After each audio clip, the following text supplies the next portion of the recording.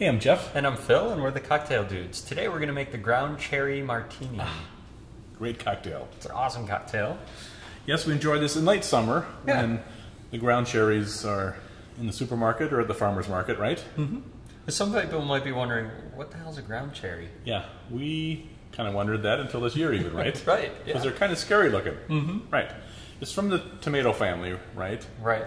And they're wrapped in this sort of paper-like envelope, sort of like a tomatilla, right? Or a Chinese lantern. Right.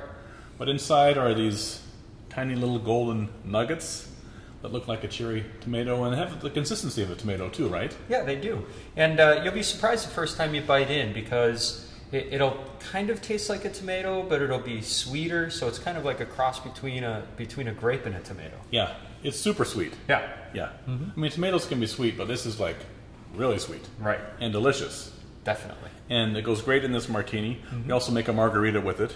That's right. Which kind of is proof still that we can make anything into a margarita, right? Right. But that's a fantastic drink as well, too. So for here you need some gin, some lemon juice, some basil syrup, and the ground cherries. Yeah. Right? Yeah. And the basil syrup is easy to make. Relax. We have a video of, like, Phil and I can do it. Anyone can do it, right? Right. And we have a lot of cocktails that feature it. Oh yeah, the pink Nebula. Yes. Super Nova.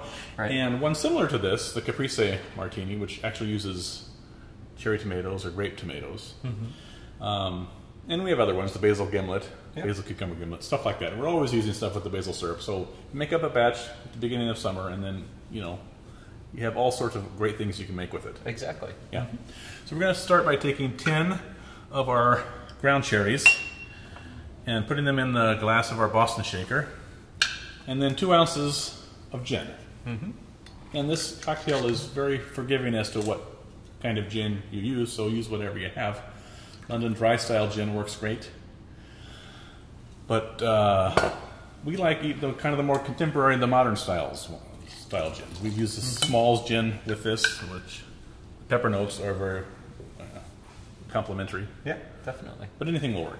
So you want to muddle this very aggressively. Be careful at first as they pop open. You don't want anything to shoot back at you. Yeah, they sort of try to escape. Which, once they get the taste of the gin, then they kind of become compliant, and they'll say, "Oh, I think I'll just stay in here." Doesn't everybody become more compliant after they're drinking a little? I guess it depends on what they're drinking. Yeah, I suppose. But it has the tiny little seeds in there, like you would see in a tomato, right?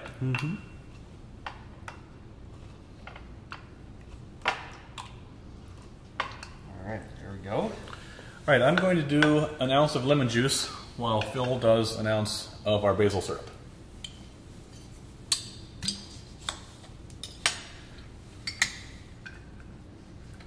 Nice, fragrant, kind of spice from the basil. Goes very well with the sweetness of these ground cherries.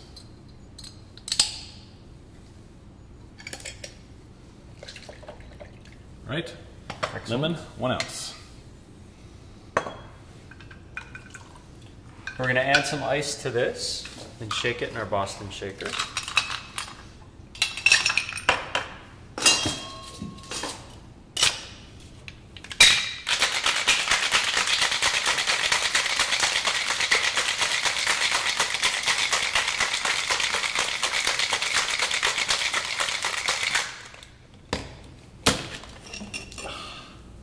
There we go.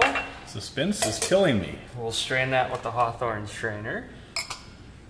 You don't want to double strain it because you want the little bits, some of the little bits of ground cherry in there for texture and color. Delicious, nice, sweet, tart, wonderful cocktail. And we're going to garnish that with some ground cherries on a skewer. You can leave the paper on and just put them in there with the paper skin. Although we usually choose just to put the cherries in like that. Makes it easier for people to eat them, sort of like a real cherry, right? And here you have your delicious ground cherry martini. Enjoy. Cheers.